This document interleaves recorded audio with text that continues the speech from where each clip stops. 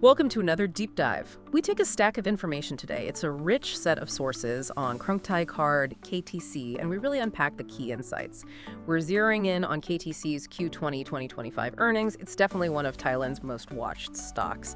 Our mission is pretty clear, give you that in-depth professional analysis. We'll pull insights from institutional investors, look at the financials, operations, price targets, the whole picture. So whether you're an investor or maybe just curious about the market, we've got the highlights and expert takes for you. We've gathered quite a bit here, analyst reports from places like Baluang, Phillips Securities, Financia Cirrus, Trisher's rating industry analysis, company announcements, set filings, and news from Kohun, Hunsmart, and others. It's quite the stack. It really is. And what's interesting about KTC from the get-go is, well, their focus. They're primarily non-bank financial. Credit cards are the big one, around 62% of revenue. Then personal loans, about 37%. And just a tiny bit from leasing, maybe 1%. And importantly, they're a subsidiary of Krungthai Bank, KTB. KTB holds almost half the company, 49.3%. That gives them a really stable foundation. Okay, let's unpack this then, starting with the latest numbers. KTC just announced Q2 2025 results. What are the figures telling us right off the bat? What's the immediate health look like? Right. So for Q2 2025, KTC reported a net profit of 1,895 million baht. Now that's a 3.8% increase compared to last year, same period. Respectable. And if you look at the first half of the year, the total net profit is 3,755 million baht. That's up 3.5% year on year. So steady growth. And this growth is supported by total revenues climbing to 6,812 million baht. That's driven by both interest income and fee income. But what's quite interesting, actually, is that total expenses decreased. They came down to 4,340 million baht in Q2. This drop is mainly because of, well, effective asset quality management and also lower borrowing costs. Seems like they're managing things efficiently. Yeah, I remember the CEO, Ms. Pattaya for Panyasakal, actually said before the announcement something like the results would have nothing to shock the market. Seems like her confidence was pretty well placed, suggests a steady, predictable kind of performance. So what does this mean for you, our listener? How should you interpret this immediate snapshot of the company's health? Well, it points towards stability. Despite, the broader economic challenges everyone talks about, KTC managed consistent performance. It shows they're disciplined. They're not just chasing growth, they're managing their existing book effectively.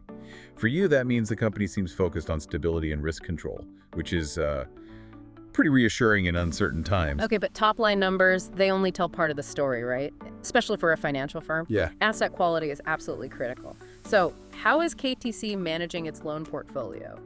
This is where KTC really stands out, I think, especially when you compare them to the rest of the industry. As of June 30th, 2025, their NPL ratio non-performing loans was just 1.83%. Very low. And maybe even more impressive, their NPL coverage ratio is robust. We're talking 419.9%. Wow, 419.9% coverage. That's a huge buffer. Exactly. It means they've set aside more than 4 times the capital needed to cover potential bad loans. It's a very, very conservative position. That's a significant difference from what you often see. Can you break down the NPLs a bit more? Sure. So for their credit card portfolio, the NPLs are even lower, just 1.14%. For personal loans, it's a bit higher at 2.32%. Now compare that to the industry averages from the Bank of Thailand back in March 2025. For commercial banks, credit card NPLs were way up at 4.17%. Personal loans were at 2.83%. Huge difference. It really highlights KTC's, superior asset quality management. They're clearly doing something right on the lending side. It really does sound like financial hygiene is a top priority there. What about actual loan growth? Are they still expanding the portfolio while keeping this quality? They are, but it looks like strategic growth, not just growth for growth's sake. The total loan portfolio hit 107,104 million baht, which is up about 1.2%. Credit card loans grew just 1.0%, hitting almost 70 billion baht. Personal loans grew a bit faster, up 4.0% to around 35.4 billion baht. And they also mentioned about 1 billion baht, 1,048 million to be precise, in new loans from their KTC PBRM Car for Cash product. That's their auto title loan offering. It's also worth pointing out a strategic shift. They stopped originating new general leasing loans through their subsidiary, KTBL, back in August 2023. So now they're just managing that existing leasing portfolio down. Its value has naturally decreased by almost 30% to about 1.8 billion baht. This really signals they're concentrating on their core strengths cards and personal loans. That makes sense, focusing where they excel. But the big question is, given the tough economic conditions, the high household debt we keep hearing about, how are they actually achieving this strong asset quality? Yeah, it boils down to prudence, really. KTC seems very careful with loan approvals, especially for new cars. They're focusing more on higher-income customer segments.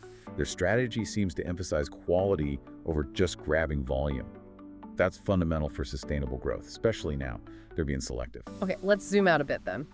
How does KTC stack up against its competitors? What's the general climate like in the Thai consumer lending space right now? The data shows KTC has been steadily gaining market share. That's a pretty strong sign. In the first 5 months of 2025, their share of credit card debtors went up from 14.6% to 15.4%. And for credit card spending, their share grew too, from 12.5% to 13.3%. Same story in personal loans. Their share of debtors rose from 6.1% to 6.8%. So yeah, these aren't massive leaps, but consistent gains suggest they're outperforming many peers. That is interesting, especially given everything you just said about the economic backdrop. What are the main headwinds the whole industry is facing in 2025? Well, the big ones are the slow economic recovery and that persistently high household debt level. It was around 89% of GDP back in September 2024. This obviously creates really intense competition among lenders. Plus, you've got rising financial costs, operational costs. That's tough out there.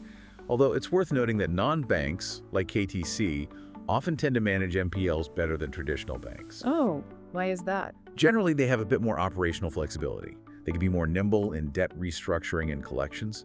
And the Bank of Thailand is also stepping in with measures to help debtors, like keeping the credit card minimum payment at 8% for 2025, facilitating debt consolidation schemes.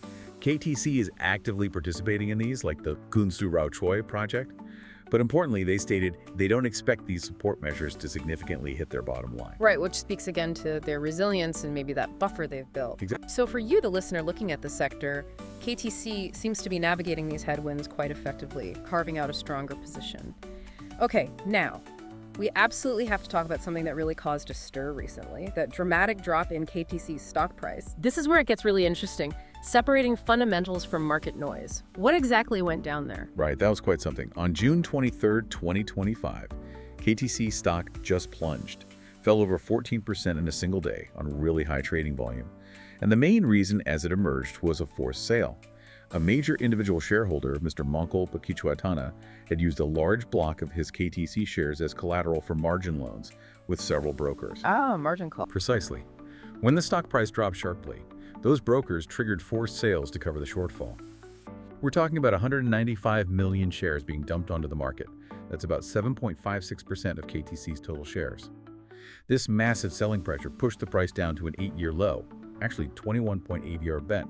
But then, interestingly, strong buying interest kicked in pretty quickly. There were the large big lot purchases, likely from institutional investors picking up shares on the cheap. That helped the price recover back above 25 BET fairly rapidly. And Mr. Mongkol, despite the forced sale, still remains the second largest shareholder, holding just over 5%. So a very specific technical reason related to one shareholder's leverage. Was this in any way a signal of weakening fundamentals at KTC itself? Not according to KTC, no. Their head of Treasury and IR came out quite clearly stating that the company's underlying fundamentals were unchanged. Q2 performance was in line with expectations. They were adamant the stock drop was due to this external factor, completely unrelated to KTC's operational health or performance. What's also interesting is that this event actually shifted the shareholder structure a bit. Those big lot trades in late June increased the proportion of institutional investors holding KTC shares, both domestic and international. So more diversification in the shareholder base. Exactly. It suggests broader confidence, perhaps seeing it as a buying opportunity. And of course, Krung Thai Bank remains the largest shareholder, providing that ongoing stability and support. That's a crucial distinction for you, the listener, to grasp, understanding when a stock move is about the company versus when it's about external market mechanics. Okay, so looking past that recent turbulence and the solid Q2 numbers, what's the forward view for KTC? What are their big strategic priorities for 2025 and maybe beyond? Well, they've laid out a pretty clear strategic direction for 2025. They're calling it Building a Sustainable Future Through Digital Transformation. Sounds ambitious. It involves a big upgrade across people, systems, technology, and they've broken it down into 4 key approaches. First is Reach Better. This is about expanding their customer base smartly, using digital channels, improving e-applications, enhancing their credit scoring models to find new opportunities, but crucially, within acceptable risk levels. Okay, smarter customer acquisition. What's next? Second is grow healthier. This involves using customer data better, developing new services on the KTC mobile app, making things more convenient, building customer confidence, really deepening those relationships. Makes sense. Third is bond tighter. This is about improving the efficiency and security of their online services, their communication channels, like the app and social media. Also, equipping their contact center teams to be faster and more accurate. Better connection, better service. And the last piece. Finally, work smarter. This is internal. Investing in IT tools, streamlining processes, and really upskilling their whole workforce in technology. The goal is better efficiency, lower costs, and faster product development. It's quite holistic. That sounds like a very comprehensive roadmap. So given this digital transformation push, what are their specific financial targets for the rest of the year? Right, the numbers. For 2025, they're aiming for net profit to increase from the 7.39 billion baht they made in 2024.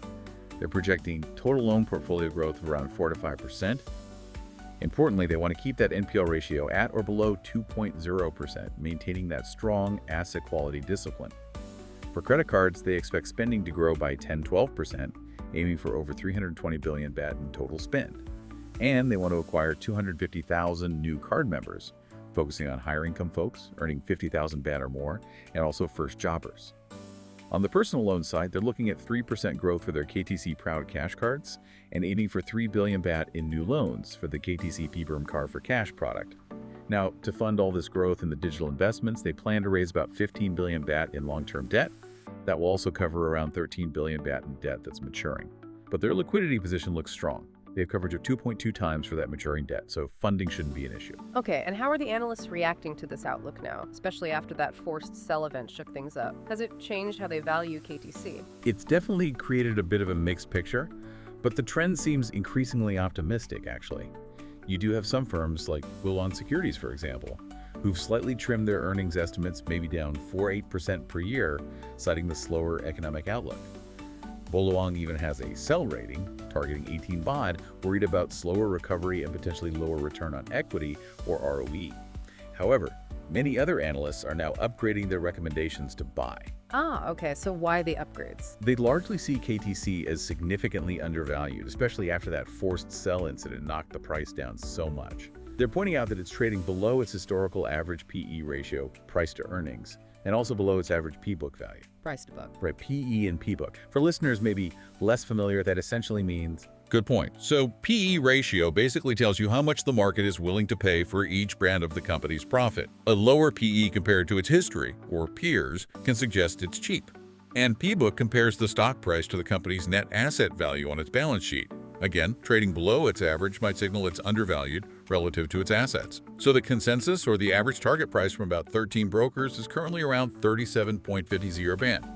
That suggests quite a bit of potential upside from where the stock has been trading recently. It seems the majority view among analysts is that the forced sell was more of a market blip, a technical event, rather than a reflection of any fundamental problem with KTC. Okay, that provides a really comprehensive picture for you, our listener, how KTC is planning its future, and how the market analysts are trying to make sense of it all after recent events. So let's wrap this up. We've taken a deep dive into KTC's Q2 2025 earnings, its financial health, especially that impressive asset quality, its clear strategic direction towards digital, and also those unusual market dynamics. We've seen a company with what appears to be robust fundamentals, strong risk management, clear growth plans, all while navigating economic headwinds and even that external shock from the forced sell. Indeed. I think KTC's ability to keep those NPLs so low and actually continue gaining market share when the overall environment is tough is really quite noteworthy. Their focus on responsible lending, combined with that push for digital innovation, seems to position them well for adaptation, for resilience, even if economic conditions remain uncertain. So here's a thought for you to maybe chew on after listening. Given KTC's strong fundamental performance, that solid strategy, what more does it actually take for a company like this to fully shake off market perceptions that might be shaped by external events like that forced sell?